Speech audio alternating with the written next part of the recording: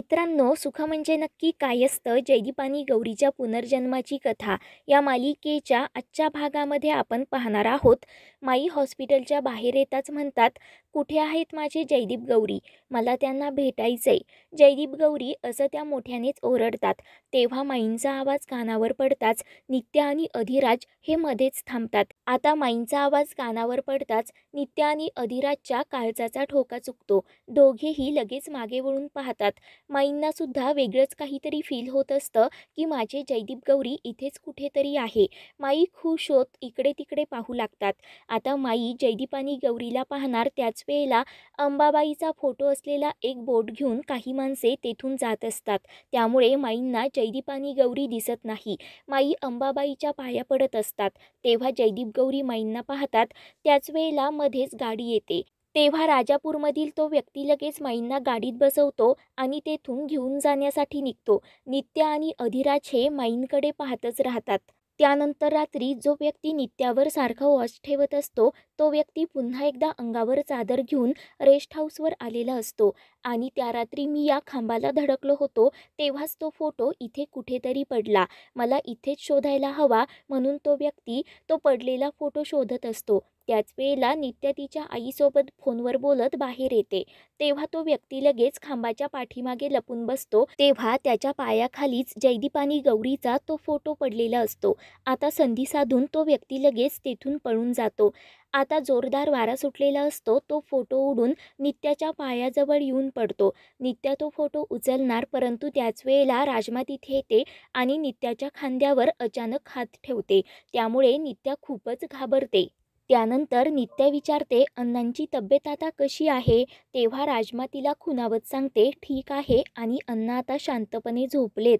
तर नित्या राजमाला शांतपणे खुर्चीवर बसवते आणि म्हणते, मी खूप दिवस झाले तुला विचारीन म्हटले. त्या दिवशी तुला नक्की काय झालं होतं? तू अचानक माझ्या गळ्यात पडून का रडायला लागलीस? खरं तर आपली कधीच ओळख नव्हती. आपण त्या दिवशी पहिल्यांदा भेटलो. तुला असं काय वाटलं? तू त्या दिवशी का रडलीस? असं आता नित्या राजमाला विचारू लागते. तेव्हा राजमा नित्याला खुणावत सांगत असते की मी तुझी लेक आहे. मला तुझ्यामध्ये आईची माया दिसली. आपल्या दोघींचं काहीतरी नातं आहे. परंतु नित्याला मात्र राजमाच्या खाणाखुणा कळत नसतात. नित्या विचारते, तुला असं वाटतं ना की मी एक चांगली आई व्हावं? अगं मी चांगली आई होणारच. कारण एका मुलीला आपल्या आईकडून काय हवं असतं हे मला चांगलंच माहिती आहे. आणि तिला जर ते नाही मिळालं त्याचा किती त्रास होतो ते मला चांगलंच माहिती आहे. त्यामुळे मी माझ्या बाळाला तो त्रास नाही होऊ देणार. तर ते ऐकून राजमा खूप रडत असते. ते पाहून नित्या म्हणते, सॉरी, तुला पण आई नाही आहे ना, पण तू काळजी करू नकोस. जोपर्यंत मी इथे आहे ना तोपर्यंत तुला कशाचीही कमी पडू देणार नाही. जे जे मला माझ्या आईकडून मिळालं नाही ना ते मी सगळं तुला देणार. तेव्हा नित्याचे ते बोलणे ऐकून राजमा तिचा हात कुशीत घेत खूप रडू लागते. तर नित्या म्हणते, ए वेडाबाई, अगं तुला फुले खूप आवडतात ना, मग फुलांसारखं नेहमी हसत राहायचं. राजमा खुश होत हसतच म्हणते की मी उद्या तुमच्यासाठी फुलं घेऊन येणार आणि नित्याला घट्ट अशी प्रेमाने मिठी मारत तेथून लगेच निघून जाते. त्यानंतर नित्याचं लक्ष तिथे लपून बसलेल्या अंगावर चादर घेतलेल्या त्या व्यक्तीकडे जातं. नित्या मोठ्यानेच ओरडते की थांब, कोण आहेस तू? पुन्हा तो व्यक्ती नेहमीप्रमाणे तेथून पळून जातो. नित्या लगेच ईशानला फोन करून सांगते की मला रेस्ट हाऊसवर उद्याच्या उद्या सगळीकडे CCTV कॅमेरे लावून हवे आहेत. त्यानंतर दुसऱ्या दिवशी सकाळी ईशान आणि नित्या कामाबद्दल बाहेर बोलत बसलेले असतात.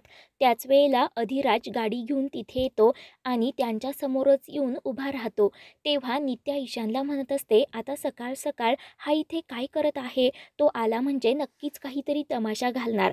याला ना रेड हॅट पकडून जेलमध्येच टाकायला पाहिजे. परंतु अधिराज काही न बोलता तिथेच विमलची वाट पाहत बाहेर उभा असतो. त्यानंतर इकडे रावसाहेब पोजेस देत असतो तर पिंट्या त्याचे फोटोज काढत असतो. त्याच वेळेला वसुंधरा देवी तिथे येते. समोरील ते दृश्य पाहून वसुंधरा देवीला खूपच राग येतो. ती म्हणते, पिंट्या एक काम कर, माझा सुद्धा एक फोटो काढ. तेव्हा पिंट्या लगेच तिचा एक फोटो काढून घेतो. वसुंधरा देवी म्हणतात, रावसाहेब आता तुम्ही एक काम करा, हा फोटो ना भिंतीवर लावा आणि त्याला हार घाला. तर रावसाहेब म्हणतो, आईसाहेब, अहो तुम्ही हे काय बोलताय? तर वसुंधरा देवी चिडूनच म्हणते, तुम्ही काय करताय? अहो गावात माझा एवढा धाक होता, परंतु चार चौघामध्ये ती नित्या माझा हात पकडून सर्वांसमोर अपमान करून गेली आणि तुम्ही काय करताय? फोटो काढून ते व्हायरल करताय का? तर रावसाहेब म्हणत असतो, आईसाहेब अहो फॅशन आहे ती, आपले 2,000 फॉलोअर्स आहेत. तर वसुंधरा देवी चिडूनच म्हणते, ते झालं मोबाईलमध्ये, पण या जमिनीवर तुमचे 4 तरी फॉलोअर्स आहेत का? फक्त हे एकच दिवट तुम्हाला फॉलो करतंय. पिंट्या लगेच खाली मान घालून उभा राहतो. वसुंधरा देवी पिंट्याला जवळ बोलवत त्याच्या एक सणकण कानाखाली मारतात. पिंट्या म्हणतो, आता मला का मारलत? तेव्हा वसुंधरा देवी सांगते की ट्रायल घेतली, मारायचं यांना होतं, कारण तुम्ही त्यांना फॉलो करताना म्हणून तुम्हाला ही शिक्षा. तेव्हा वसुंधरा देवी रावसाहेबला म्हणतात की जरा कामाकडे लक्ष द्या, त्या प्रोजेक्टचं काय झालं ते बघा. एकदा की तो प्रोजेक्ट कंप्लीट झाला ना की सगळा मलिदा आपल्या हातात येणार आणि मग मी त्या नित्या अधिकारीला चांगला इंगा दाखवणार. तिने सर्वांसमोर माझा अपमान केला ना, तिला मी सोडत नसते. तेव्हा रावसाहेब म्हणतो, अहो मी तेच तर काम करतोय. वसुंधरा देवी सांगतात की तुमचा माणूस तिथे वॉच ठेवायला गेला रेस्ट हाऊसवर, परंतु त्याचा धक्का लागून अन्नाला दुखापत झाली. हा बोभाटा आता सगळ्या गावात झाला. सगळं गाव त्या माणसाला शोधतंय आणि एकदा की तुमच्या त्या माणसाचा शोध घेतला, त्याचं थोबाड फोडून सर्वजण त्याच्याकडून तुमचं नाव वदवून घेतील. मग पुढे काय करायचं? तर रावसाहेब म्हणत असतो, त्या अण्णांना दुखापत करण्यामागे माझ्या माणसाचा काही एक हात नाहीये. आता मलाच कळत नाही की हे सगळं कोणी केलं ते. तर ते ऐकून वसुंधरा देवी विचार करते, तुमचा माणूस नव्हता तर रेस्ट हाऊसवर कोण होतं? आणि तो माणूस नित्याचा दुश्मन असेल तर? तेव्हा ती खुश होत पुढे म्हणते की नित्याचा दुश्मन तो माझा मित्र. आता नित्याच्या दुश्मनाला मी तिच्यावर सोडणार आणि माझा बदला पूर्ण करणार. रावसाहेब तुम्ही काहीही करून त्या व्यक्तीचा शोध घ्या आणि माझ्यासमोर उभं करा. नित्या अधिकारी, तू या वसुंधरा देवीला अजून नीट ओळखलेलं नाही. माझा बदला मी कसा पूर्ण करते ना ते तू बघतच राहा. तर इकडे नित्या राजला विचारते की इथे का आलास तू आणि असा का उभा आहेस? राज चिडूनच विचारतो, आता कसं उभं राहायचं हे तू मला शिकवणार आहेस का? आणि तुझ्यामुळेच मला इथे यावं लागलं. परवापासून माझ्या आईडीने माझ्याशी गट्टीफू केली आहे. तर नित्या म्हणते, ती तुझ्या कर्माची फळं आहेत. तर राज चिडूनच म्हणतो, जर माझ्या कर्माची लिस्ट काढली ना, सगळ्यात पहिलं नाव तुझंच येणार. त्या दिवशी काय तुझी जीभ झिजली होती का? सगळं काही स्पष्टपणे सांगितलं असतं तर माझ्या आईडीने माझ्याशी असा अबोला धरला नव्हता. हो बाजूला, मला तुझं तोंडही बघायची इच्छा नाही. तेवढ्यात आता विमल बाहेर आलेली असते.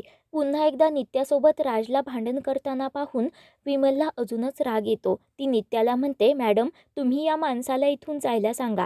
राज म्हणतो, नाही आयडे, जोपर्यंत तू माझ्याशी बोलत नाहीस ना तोपर्यंत मी इथे उन्हातच उभं राहणार.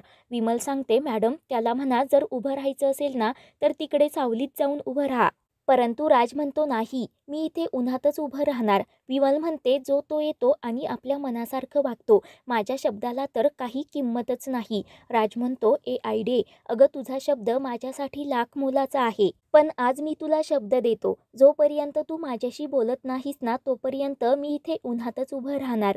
तर विमल चिडूनच आतमध्ये निघून जाते. त्यानंतर नित्या ईशानला म्हणत असते, ईशान तू या आई आणि मुलाचं रिलेशन बघितलंस का? अरे माझ्याकडे एवढा पैसा आहे, परंतु सगळ्यात श्रीमंत हा माणूस आहे. कारण त्या दोघांचा एकमेकांवर किती प्रेम आणि जीव आहे ना. तर इकडे विमल स्वयंपाक करताना खूप रडत असते, कारण तिकडे अधिराज उन्हात उभा असतो. विमल बाहेर जाऊ लागते तर अण्णा तिला अडवत विचारतात की असं काम अर्धवट सोडून कुठे निघालात? तेव्हा विमल म्हणते, अहो अण्णा, तुमचा तो लाडका बघा ना, उन्हात उभा आहे केव्हाचा आणि लहानपणापासून त्याला उन्हाचा खूप त्रास आहे. माझंसुद्धा काही ऐकेना झालाय. तुम्ही जाऊन त्याला एकदा समजवता का? घरी जायला सांगता का? तर अण्णा म्हणतात, अगं तू जोपर्यंत त्याच्याशी बोलत नाही ना तोपर्यंत तो नाही जाणार. तेव्हा तुम्ही सुद्धा त्याचीच बाजू घ्या. म्हणून विमल रडतच आतमध्ये जाते. तर इकडे उन्हाच्या त्रासामुळे राजच्या नाकातून रक्त येऊ लागतं. ते सर्व आता नित्या पाहते. ती घाबरतच ईशानला म्हणते, अरे बघ ना, त्याच्या नाकातून ब्लिडिंग होत आहे. एवढं एक्स्ट्रीम लेव्हलला जायची काय गरज आहे? त्याला कळत नाही का? तर ईशान म्हणतो, सोड ना, आपल्याला काय करायचं? तू काय एवढी पॅनिक होतेस?